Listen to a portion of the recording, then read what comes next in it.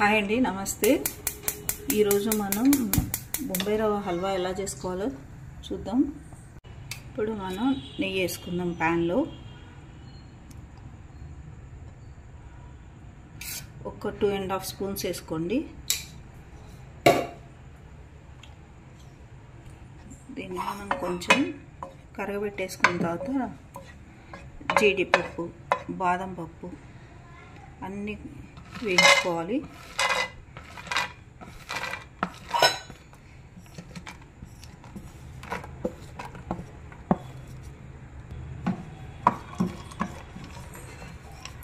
వేయించుకున్నవి కొంచెం golden brown వచ్చేదాకా వేయించుకుందాం. మంచిగా వేగినవి తీసేద్దాం.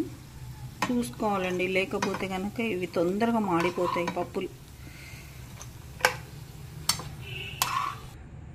మనం ఈ గ్లాస్ తోటి ఈ గ్లాసు నిండా రవ్వ తీసుకుందాం. మీకు కనిపిస్తుందా గ్లాసు? చూపిస్తాను. రవ్వ పోసేసిన తర్వాత మీరు ఈ గ్లాస్తో గ్లాస్ నిండా రవ్వ తీసుకున్నాను. గ్లాస్ 1/2 కిలో ఉంటుంది, 1/2 కిలో రవ్వ తీసుకున్నట్టు. ఇప్పుడు మనం ఇది జీడిపప్పు, బాదం పప్పు, కిస్మిస్ వేయించుకున్న నెయ్యిలోనే మనం ఈ రవ్వను వేయించుకుంటున్నాం. మంచి కమ్మటి వాసన వచ్చే వరకు వేయించుకోవాలి.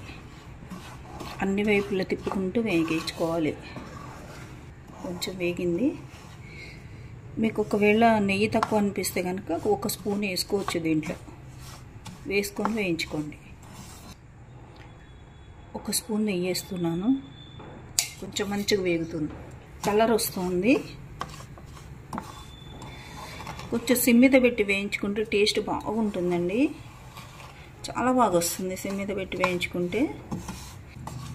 మంచిగా వేగిందండి. దీన్ని ఇప్పుడు పక్కన పెట్టేసేద్దాం. ఇప్పుడు మన స్టవ్ వెలిగించే ఉంది, దీని మీద ఇది పెట్టేద్దాం. పాకం తీసుకుందాం. ఈ గ్లాస్తో 1/4 గ్లాసు బెల్లం. ఇప్పుడు ఏం చేయాలంటే, మనం 1 గ్లాసు రవ్వ తీసుకున్నాం కాబట్టి 3 గ్లాసెస్ వాటర్ పోసుకుందాం. 1 2 3 గ్లాస్, లేకపోతే కొంచెం 2.5 తీసుకోండి. 2.5 కొంచెమే ఉంచా, ఒక 3-4 స్పూన్స్ ఉంచా నేను. ఇలాచీ వేసుకొని పొడి చేసుకుందాం. ఇలాచీ పౌడర్ వేస్తున్నాం.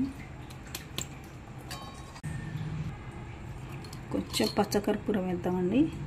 ఇది కొంచెమే వేయండి, లేకపోతే ఒగరు వస్తుంది. మీ దగ్గర పచ్చకర్పూరం లేకపోతే స్కిప్ చేసుకోండి. ఇది బాగా మరగాలి. తెరిలిందండి. ఇప్పుడు మనం ఏం చేద్దామంటే, ఈ ఇలాచీ ఉన్నాయి కదా పొట్టు, ఇవి తీసేసేద్దాం. దీన్ని ఏం చేద్దామంటే, ఇది తీసి స్టవ్ మీద పెడదాం. స్టవ్ మీద పెట్టేసేసి ఇది దీంట్లో ఫిల్టర్ చేసుకుందాం. మీరు స్వీట్ ఎలా తింటాను అంటే అంత వేసుకోండి. స్వీట్ మీకు బాగా కావాలంటే స్వీట్ ఎక్కువ వేసుకోండి. మనం దీంతో కలుపుకుందాం. నేను నీళ్ళు ఎందుకు ఎక్కువ పోసాను అంటే, మనకి ఉప్మా చేసుకున్నప్పుడు రవ్వ ఎలా ఉడకాలో, ఇప్పుడు మనం బొంబాయి రవ్వ హల్వా చేసుకున్నప్పుడు కూడా, సూజీ హల్వా చేసుకున్నప్పుడు కూడా మనకు అలానే రవ్వ ఉడకాలి. వాటర్ తక్కువైతే రవ్వ ఉడకదు, కసకసలాడుతుంది స్వీటు. సిమెంట్ ఎంత బాగా ఉడుకుతుందో, ఉండలు లేకుండా కలిపేసుకోండి. మళ్ళీ దీని మీద 1 స్పూన్ నెయ్యి వేసుకుందాం. 1 స్పూన్ నెయ్యి వేసుకో. నెయ్యి ఎంత వేసుకుంటే అంత బాగుంటుంది స్వీట్లో. రవ్వ ఉడుకుతుంది, ఇట్లా ఉడకాలి. రవ్వ ఉడికిన తర్వాత మళ్ళీ ఒకసారి స్పూన్ నెయ్యి వేద్దాం.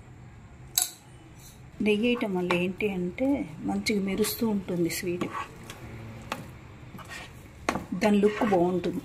దీన్ని రవ్వ కేసరి అంటారు, బొంబాయి రవ్వ హల్వా అంటారు.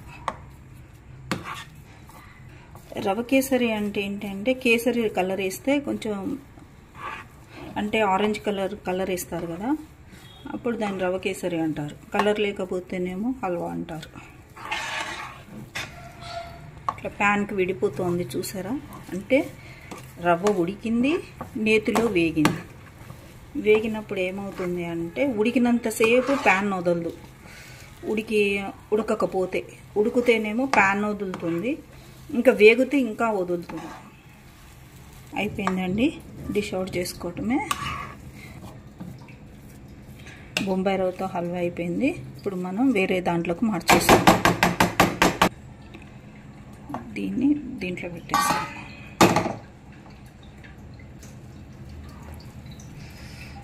చూడండి ఇలా ప్యాన్ నుంచి విడిపోతుందో, ఇలా విడిపోవాలి.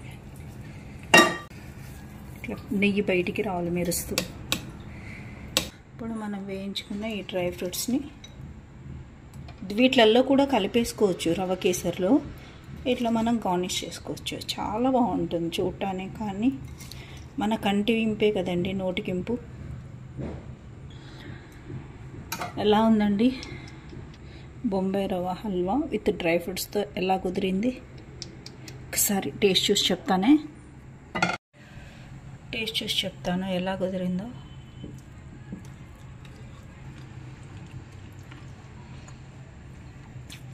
అబ్బా సూపర్ ఉందండి.